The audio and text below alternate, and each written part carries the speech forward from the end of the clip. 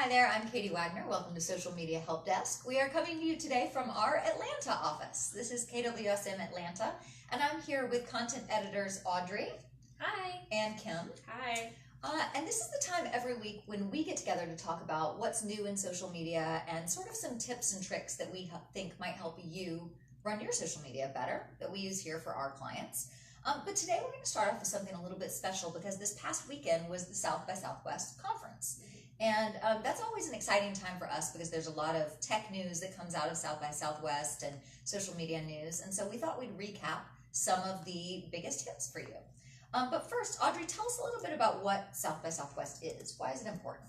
Yeah, so one thing that's really cool about it is it's just kind of this great gathering of creatives, of some of the brightest minds in technology. And when you combine those two things, all different things come out of that, specifically for us social media. So it was exciting to see some of the changes that are coming to current platforms and then some other ones that are coming up next. But along with that, one thing that I know I appreciated learning from them this year was just how to rethink journalism as it is and media as a whole.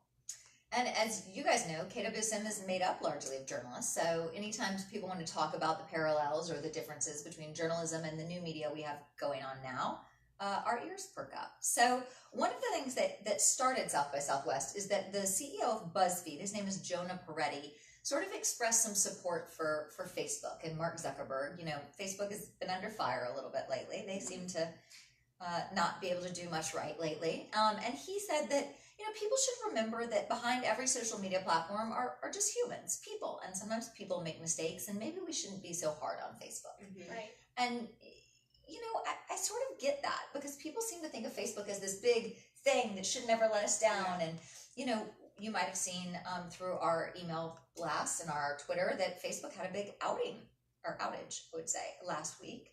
Mm-hmm. What day was that? Thursday? Last Thursday. So Facebook was down for hours. And we couldn't use it for our clients. Nobody else could use it. We couldn't check our personal feeds. And people were all kinds of fired up about it. For us, it was a hardship because that's our job, right? Yes. But people were just mad because they're used to using social media all the time and they want instant access. Mm-hmm. And I think, you know, when people ask me if I think social media will go away, I always say no because people won't give up that level of immediacy, that mm-hmm. level of instant access. And we saw that it causes panic even just for a few hours. Yes. Right? So Jonah Peretti, CEO of BuzzFeed, coming to Mark Zuckerberg's defense and saying, look, we all make mistakes. You know, Facebook's having a rough time. We should cut them some slack. Mm-hmm. So for what it's worth. And then, Audrey, you and I were talking about one of the biggest things that happened at South by Southwest was kind of this, like, statement that they opened with. And correspondent Brian Stelter, who's from CNN, here in Atlanta, he opened South by Southwest and he said that even though people are getting news from social media and sources, especially like Twitter, and they follow breaking news on Twitter a lot, he said that he only thinks that TV coverage is the only medium that can clearly communicate the weight and priority of breaking news. And that people are still going to need TV no matter what social media does. Right. And I don't know, I might have I take issue with that, I think, a little bit. Right. What do you think, Kim? I disagree. Yeah? How come? Talk to me. You have, like you mentioned before, that immediacy on Facebook. I know some local channels here, I literally get like a little pop-up notice to say when there's breaking news and it's live and that catches your attention. Mm-hmm. And I'm not necessarily in front of my TV. The only way I can get that breaking news is in front of the TV. I have to turn the TV on versus on social. That's what I'm on the majority of the time. That's kind of what I'm saying. Mm-hmm. So it's a old school way of looking at it, but I don't think TV coverage, I think Facebook in general is doing a great job of allowing those who also do TV coverage to reach those who are on social. Well, and it's in your mobile phone, right? Mm-hmm. Social media we have access to with us on the go. I can't always watch TV coverage, right? When I'm standing in line at the dry cleaner. And when things happen, like the Facebook outage that upset people go to Twitter to figure out when it's going to happen and, you know, what are people talking about. Yeah. I didn't turn on the evening news that night to see what they were saying about it. Right. And so, I don't know, maybe Brian is referring to video and how video is really important in storytelling. And of course, we believe that. Mm-hmm. But there's so many places to get video. Facebook, like you said, you know, YouTube, Twitter live streams video, Instagram, you know, video is available everywhere. And so to say TV is the only way that you can get breaking news, I spent 15 years in TV. I love TV, but I don't know that I believe that or think that's true anymore.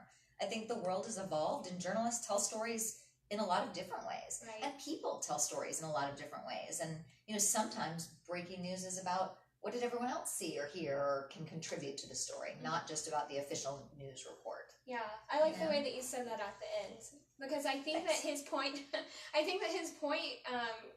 can kind of be summed up in what you just said. It is about like who's talking about the biggest news, because that is the biggest news, not necessarily what a news channel would prioritize as the biggest story. So I like the way you said that. Well, thank you. Thank you. And I still value the news. We're not throwing shade. We're just saying, I don't know if we can say that that's the only way to get, breaking news coverage. Because there's lots of tools available to us these days. And I think it kind of, when I think of breaking news, growing up and watching it, I think of things that are happening around the community, murders, or the weather in general, versus when Facebook was down. Is that something that TV coverage is, are they going to cover that on TV, or is that just going to be on social? So certain things like that, I think a lot of people kind of make that distinction as well. Yeah.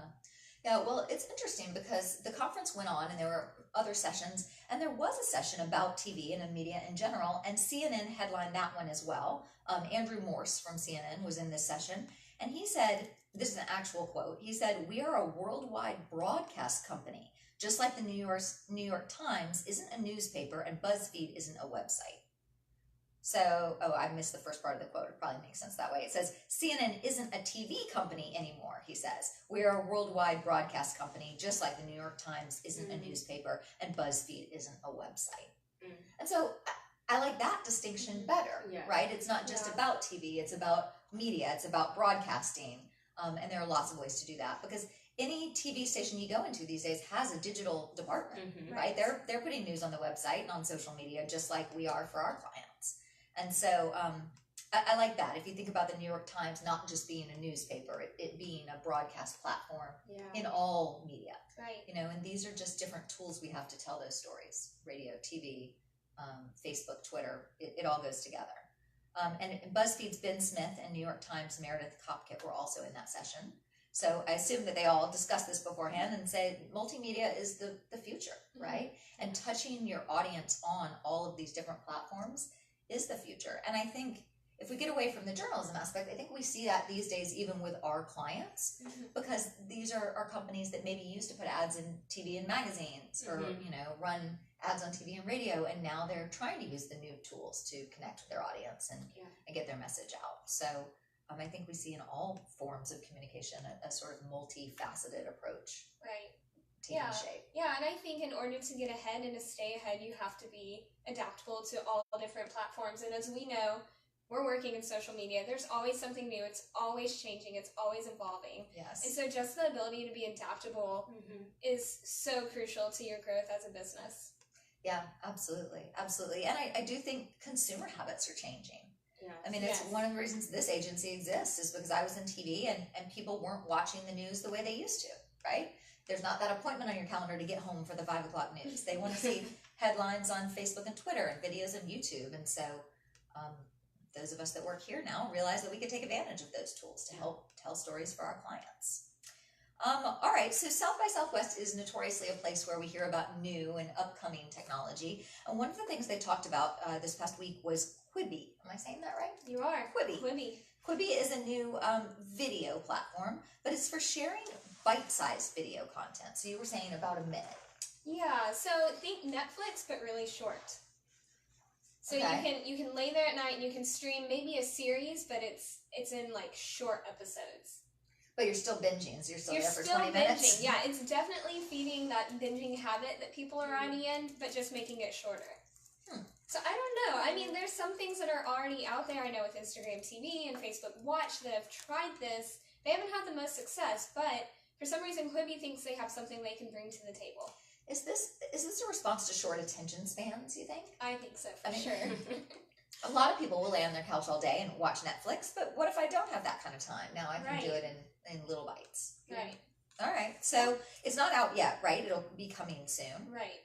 And so we'll be watching for Quibi on the horizon, see what that's all about. And then the other thing that we learned about is that Twitter is getting an update, and they're updating their camera to be more like the Snapchat, Instagram stories format. So right now you can share video on Twitter, but it's horizontal video mostly, right? Just like YouTube video is. But now they're going to change the camera so you're sharing like vertical, quick story behind the scene type updates. Right, yeah. So I think what Twitter ended up running into is seeing people take videos on their phone within their phone's native camera or from Instagram or whatever, and then uploading it into their tweets. And so for some reason that's been happening just enough where they're like, okay, we've obviously really got to fix our camera because it's causing people to leave the app and then have to come back into it. And so I think that they do care about the user experience. And so for this, it'll just be a way to keep people engaged and within the app at the same time. This to me is a no-brainer because Twitter is very much a real-time platform. Right. And people are using these stories on Facebook and Instagram as sort of behind-the-scenes real-time, like I'm not going to edit it a whole lot, we're just throwing it up there. And that feeds into the Twitter, persona for me. Yeah, and I think it'll be interesting to see kind of what that's going to look like after they roll that out, and then what other updates they may come up with I know with Instagram and Snapchat, you can just click to go past that one to the next story. Right. So seeing what they're going to do to kind of call attention to those videos that people start to put up natively. Yeah, so that'll be fun. I don't know exactly when that's going to roll out, but soon, hopefully. They're going to make those camera changes, so you have to tell us what you think. And we know that video is big. Video's been big for a while. They said 2018 was the year of video. I think 2019 is now the year of video. And all social media channels seem to be prioritizing video. That's how people like to communicate. But Audrey, not all of them use video in the same way. And people don't want to consume video in the same way. So can you walk us through sort of the different choices we have on different channels and how video plays a part? Yeah, absolutely. So Kim, you actually just touched on exactly what Twitter is for. It's for breaking news. Good job. Yeah, and so people want to go to Twitter to find out what is happening right now. I think that, what's Twitter? 5 minutes is the shelf life now per tweet? Oh, I would say it's less than that. Even less. Yeah. So if you're posting, you need to have video content that's relevant to that moment. It's not going to live very long. And so that's totally different from somewhere like Instagram, where you want to be able to flaunt off your creativity and just kind of why you're different. It's really a great place for telling your story as an individual or a brand, and you can see that is just so different from Twitter in just those two platforms. And then again, for Facebook, totally a different beast again, because they want people behind each Facebook account. And so they kind of value life updates. So maybe an update of your family vacation or your son's graduation. Those seem to play really, really well on Facebook. So each of those are like completely different with totally different motives behind them, but still super important to getting engagement and to being seen on each platform. Okay, so let's break it down individually and talk a little bit more. So Facebook historically is a channel about community building. Right. Let's think about Facebook for business instead of personal use. So if you're a brand on Facebook, you're building a relationship with your audience. You have people that are scrolling through the stream, but content seems to stay around in the stream a little bit longer. Right. I could see a Facebook page or post tomorrow that I saw today. Yeah. Right. So how does that lend itself to video for our clients or anybody trying to do it out there? What kinds of videos should we put up on Facebook? Yeah, well, one thing that is different right off the bat is you can have longer videos. Yes. So with longer videos, you have the capability to just really tell stories. It doesn't have to be compressed into 1 minute or 30 seconds like some of the other ones. So you have that working for you. But also, Facebook's a great place for authenticity. It's one of the reasons why we do what we do right now, because we want you to see that there's people behind our brand that you can connect with and trust. So that's one. But also, you can also lean into your production and show off some more produced videos as well. Wouldn't you agree? Yeah, I think Facebook would be the place where I would put how-to or tutorial videos. I might do product videos, things that require some explaining, or maybe a tour of something. You're right. Anytime you're going to have a pre-produced video where you might want to add graphics or something, Facebook's a great place to do that. Facebook Live video is one of our favorites because you can create a whole show just on your Facebook feed, as we're doing right now. I think, you have a little more attention span. The content shelf life is a little bit longer. It lasts longer. And so you really can think about how to tell that story in these like chunks of video. Right. Whereas, you know, we see Instagram, owned by Facebook still, but a completely different channel, where a lot of the video there is in the form of Instagram stories. That's more of like a quick and dirty behind the scenes. Right. Right? The editing there is like adding little fonts and quotes on top, but not altering the video itself. Right. So what would you use that for as a business? I would say I like the idea of doing like a behind the scenes and you're showing in real time. Like for instance, us doing a Facebook Live, maybe on Instagram, there's someone behind the camera shooting a quick snippet of we're on social media live, tune in now, or something like that. I think updates like that really kind of bring that personality, like you mentioned, Audrey, to the brand and to what these produced videos are. All right. Well, we have a field producer. Adam, do some Facebook or some Instagram lives about us doing live. I'll get on it right now. Okay, thank you. Thank you. Awesome. Okay, so that's a good idea. Yeah, behind the scenes. Sometimes I've seen stories at events and stuff, like when people are either setting up or going through the event, and you just want to like chronicle something as it's happening throughout the day. Right. I think it's great for that. Whereas on Facebook, you might play the highlight video later on. Instagram would be more about showing you what's happening as it's happening. Right. All right. So, and then Instagram videos in the feed itself, because you can use videos there too, but those are shorter. Right, they are shorter. They did just release an update where you can link your Instagram TV straight into your feed, and so it will show a 1-minute preview of whatever your Instagram TV thing is. They're really trying to save Instagram TV if we haven't caught on yet. But yeah, so right now those can be up to 1 minute, and so you have to be really selective with what part of a clip. If you haven't tailored your video down to 1 minute, you really have to think about, okay, when this cuts off, where does it leave my reader, my listener? Audience. Viewer. My viewer. Yeah. That's the right word. Yeah, the person watching. Yeah. You know, Audrey, it occurs to me, some people may not know what IGTV is. Yeah. Can we talk about the difference between stories and a feed and IGTV? Sure, yeah. So your feed is what's going to be on those 9 squares when you go to your profile. So those are, that's content that's going to live. That's the way I like to put it. So it's going to live for a while. It's kind of your static content, if you will. So that's how I like to think of That my thing feed. is actually called the flow. The flow. Yes, the flow. And then your Instagram stories are a little bit more dynamic. So they're changing. They only last 24 hours. So watch it while you can, and then it's gone. There's a capability to add those small bits into your Instagram highlights, which also lives on your page. So somewhat can make it static, but still it's meant to be viewed and consumed within 24 hours, and then you move on. And then the last one is Instagram TV, which they developed it because they wanted people to like make a series or a playlist of videos that would show either the user's personality or the company's, I guess just a whole structure of like who they are, personality, what they sell, why they do what they do. So it hasn't had the best start. I will admit that as someone who has used it before, but it's definitely getting better, and they are working really hard to just make it more consumable. Right now, to access that, you have to go to a button within the app instead of it coming to you in your Instagram story flow. Is that also a flow? Yeah, flow. Yeah, or your timeline flow. So they're working on it. Yeah.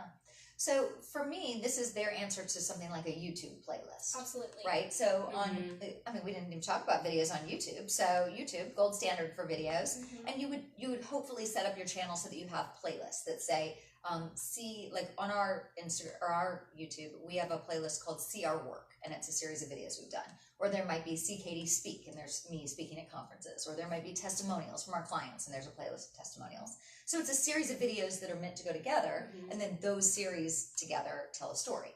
And I think for me, Instagram TV is sort of trying to capitalize on that, where you can create these like playlists of videos that attach to your profile and sort of help you deepen that story. Facebook/Instagram competing with YouTube /Google, because that's who owns YouTube, isn't a new thing, right? Those are like arch nemesis right there. Right. And so it makes sense to me that they're trying to add features. And I also think one of the things that it goes head to head on is YouTube has a bunch of YouTube influencers, celebrities, YouTube stars. And I think Instagram was trying to make a platform for their Instagram influencers to be able to also release that kind of content. Right. I'm not an Instagram influencer, so they didn't ask me, but I'm guessing that was one of the catalysts for that type of content. But as you alluded to, regular users like us, aren't really picking it up. Yeah. And I would say one of the reasons is because it's not in the feed, it's not in the flow, and it doesn't come to me automatically. I'd have to seek it out, and I just ain't nobody got time for that. Right. I got other things. I'm not seeking that. Which I think is why I think it's brilliant that they allow you to do the one snippet on Instagram, and then if you want to click more, or you want to see more, then it tells you go to IGTV. Right. Because before, people were like, what's that? That's not my stories. I don't want to click on this. But this way, those who are posting those videos, they can see, oh, they weren't just interested in the 1 minute. They were interested in something, a little bit longer. And where does that snippet that you can push through, where does that display to me as a user? On your feed. So it goes into your flow. Okay. Your grid. Yep. Okay. Oh. Yeah. That's interesting. It is interesting, and I'm excited to see. I have a couple of friends who've been trying it out and have really loved it and had some success off of it. So it's really good. But I think one thing for Instagram users right now, when there's a video in your feed, you have your caption to describe what's happening in case you're at work and you can't, listen. In an Instagram story, often you can write text on top of your pictures or your stories or your videos. But with Instagram TV, that's not an option. And so I think that could also be one reason why it didn't take off, because you're kind of constricted to, at least I know I am, I work from 8 to 4:30, so I know that I'm not going to be watching these videos and interrupting my coworkers and whatever. Right, yeah. So because of that, it kind of like, it restricts the time that I'm going to consume that content. Yeah. Although I can flip through Instagram stories and they're never going to know it. Noted. Yeah. And I think one other video that we're failing to mention is LinkedIn videos. That's becoming more popular because if you ever post to LinkedIn, you'll see that LinkedIn's actually rewarding you for posting natively versus linking back out, because they want you to stay on their platform. Yeah. So it'll be interesting to see if they roll out I think Audrey, actually, maybe you mentioned it about LinkedIn Live. Yeah, they're rolling out live video. Mm-hmm. So that's going to be really interesting, especially for B2B, because I know B2B is huge on LinkedIn since you're linking with other professionals. Yeah, and we touched on Twitter video, but we saw the camera update, so Twitter's trying to make their video more live behind the scenes. LinkedIn, I think, is really a place more, I was going to say for thought out video, not spur of the moment video. But then now that they're releasing the LinkedIn Live video, it'll be interesting to see what that's like. It will. Yeah. That and they just added the trending now feature within the app. I know we talked about that last week here. So I'm not sure, to be very honest. Yeah. It feels to me like LinkedIn for a long time has been the most social of the the most professional of the social networks. Whereas Facebook's more social, Instagram's more social, LinkedIn's been professional, but LinkedIn seems to be going more professional. Yeah. It's trending topics, it's live video. I think they're trying to engage their audience in a different way. And I don't know, don't quote me on this, but I don't know if that's not going to come back to bite them in some ways. Yeah, I agree with because people like LinkedIn. It's a different audience than your other channels, right? And as marketers, we get to reach a different audience for our clients on that channel versus other channels. And that audience may not be one that wants a bunch of live video and spur of the moment stuff cluttering the feed. You know? And I personally love LinkedIn because it is a professional platform. It's not convoluted with a bunch of, here's an update of me and my family. I can go there and I can see what's new in social media or learn about professional updates from colleagues or from past colleagues. That's what I like about it. So I'm interested to see how the LinkedIn Live will do, and even how they're pushing more LinkedIn videos to kind of see how that does too. Just to see, what videos are they going to really push out there? Something that's more on a professional level or a personal social update. There seems to be a lot less noise there for me. It's a lot more valuable content, and I don't know that will continue with all these new updates.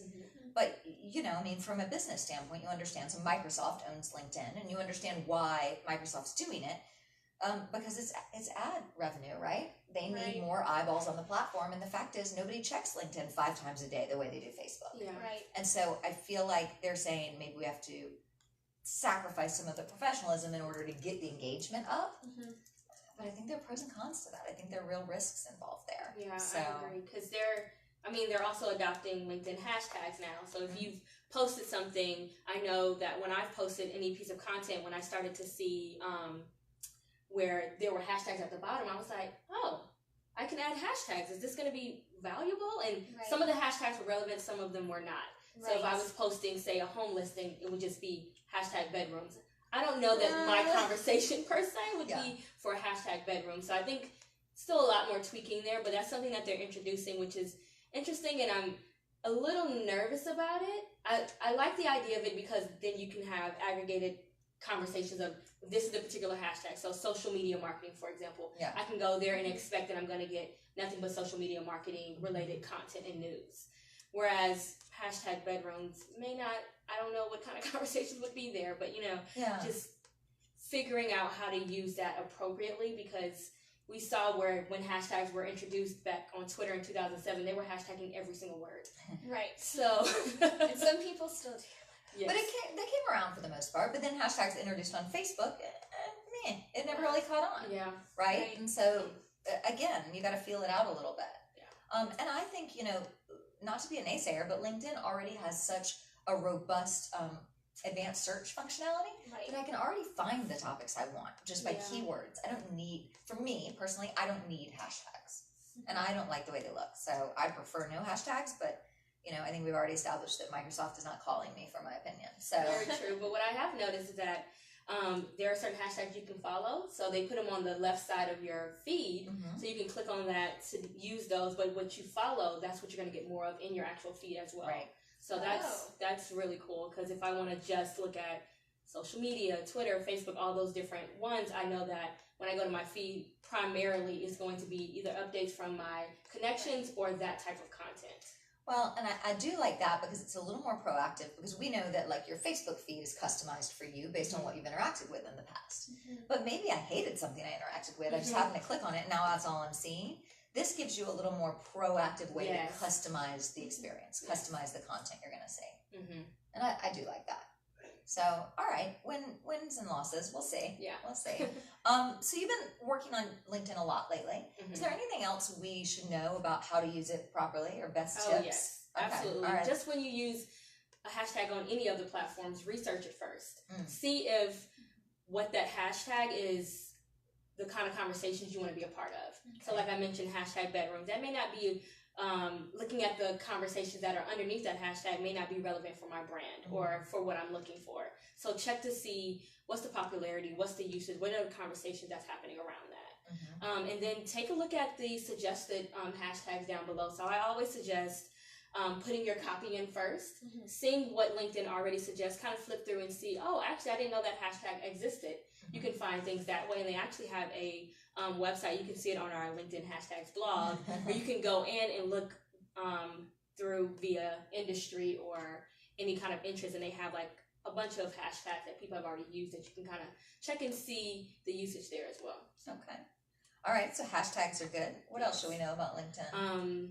Let's see. Oh, and try to keep it to a minimum of, I would say 3 to 5 on LinkedIn, especially if you're if you're going to use it within your content as well as towards the end of the content, because LinkedIn's, they don't look pretty. So you have to use it wisely. The aesthetics are important. I mean, a social media post, whether it's structured well or not, that will matter whether somebody clicks on it. So yeah, I like them at the end too, rather than littering them up there. And like you said, 3, 4, not 25. Yes, not 25. Save that for Instagram. Right. Yes. All right. Good talk. Any final thoughts, ladies? I don't think so. Yeah, I think we covered a good amount. This was a good half hour. Yeah. Well, listen, we're going to do this again next Tuesday, 12:30 Pacific time, 3:30 Eastern time. We're here every week. But if you have questions before then, you can email us, tips@kwsmdigital.com, and we will be glad to get back to you. Sometimes people send us their website or their social media channels and ask us to just take a look, tell them what we think. Happy to do that. This is what we do all day long. We're going to talk about it with each other, so we might as well let you in on our thoughts. So feel free to send it to us. Let us audit your stuff.